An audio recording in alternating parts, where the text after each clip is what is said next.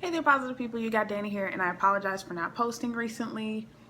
Ton of changes going on, and like I said, I say that every time I don't post for a while. So I wanted to go ahead and get a Q&A done, as we do, and we'll be getting back to vlogging real soon. The weather's kind of been up and down and iffy. I was sick for a bit too, so my apologies. But yeah, let's go ahead and get this Q&A started. And the first thing that I see here is from Nicole A, and it says, I don't know why this is so difficult. I was going to move to Atlanta because I thought it was a good place with good jobs, no racism, lots of fun and opportunities, but now I don't know. Where is the best place to live for a black person? I'll be honest with you, Nicole, I don't know, but I will go ahead and tell you now, the world that we live in is very complex for the African American rather, and I feel like everybody needs to focus their energies on the individual and on themselves and on family and on the network of friends and support that they have, because it's a very interesting time in our history. And if you're expecting no racism, like, I don't know if that place even exists. Well, yeah, no, it does exist. It probably exists in Africa, I feel like. So if you're seeking to escape racism, go to a prosperous African country, I feel like. Otherwise, I don't know. I'm very cynical on that topic. A lot of people are under the false impression that I came out to Seattle trying to get away from racism, when it's like, that's ingrained in those, 13 stripes and 50 stars. It's ingrained in that fabric. So yeah. The next question that I see here is, do you have a Facebook page? From Veronica Banks. I do, but it's a personal Facebook page, and I'm not even really on Facebook for real. I guess if you wanted to contact me, I have a Facebook kind of fan page. That's The Envied Life, and yeah, when people comment there, I always comment back. I'm just not really big on Facebook. I'm on Instagram though, at RainCityDana, all one word, all lowercase. I try and message people that like leave comments and ask questions on my Instagram. I don't typically respond to DMs. Just a rule of mine. Whatever you can say to me, you could probably say it in public. Anyway, you didn't ask all that. Let's see here. Letitia Brown asked, Lord, are you saying it will be hard to find a man? Yeah, I think it's extremely difficult to date in Seattle, especially if you're a woman of color, just because there's not enough eligible bachelors to go around, number one. Number two, yeah, you're on the bottom of the totem pole as far as being a black woman, because you're automatically not exotic enough, which I'm not even trying to talk to a man that has that sort of complex in his head anyway, so yeah. Let's see here. The same person asked, is it bad in South Seattle? And I mean, it honestly just depends on where you are down there. There's safe places, they're not so safe places. Just like up where I live in North Seattle, there's safe places, they're not so safe places. Like, you're gonna find that because a lot of these areas are mixed income, that you see all sorts of walks of life. So keep that in mind when you're making a decision on where it is that you want to stay, if you decide to make a decision to come out here. Let's see here.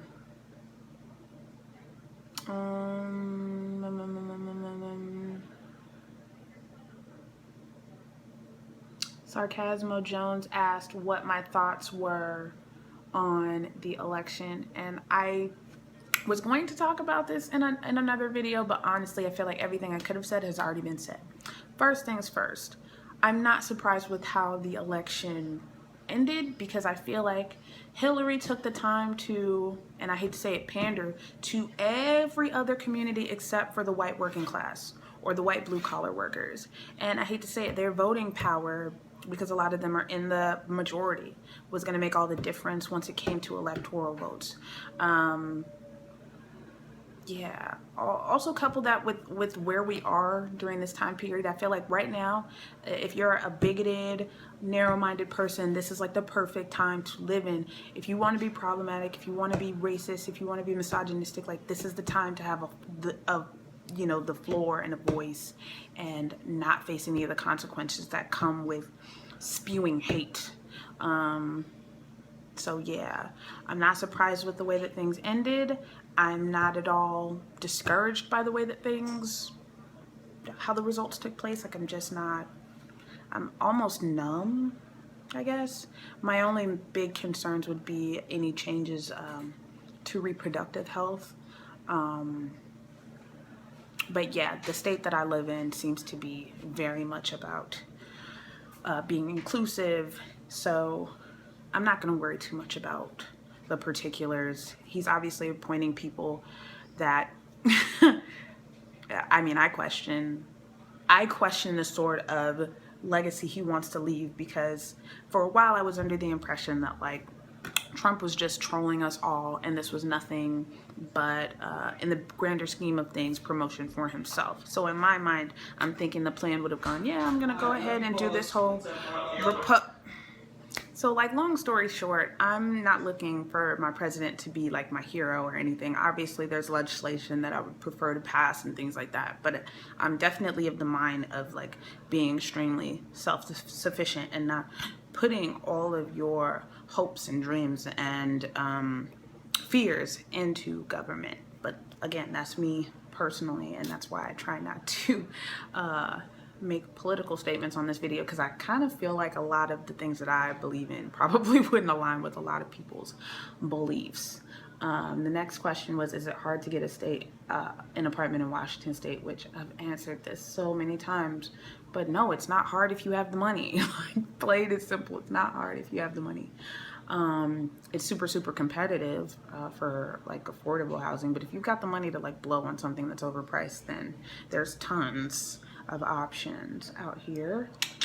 Next up, someone asked if I had any recommendations for living down in South Seattle, and I've heard that Renton's nice. I've heard that parts of Tacoma are really nice as well, but again, I don't get down there very much.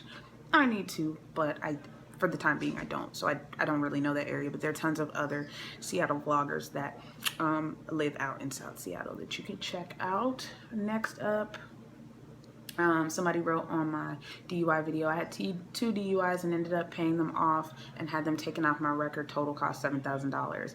And this person said they admire me, which I appreciate. And mine was like $10,000 and it didn't go away. So yeah, don't get DUIs, people. They're the worst.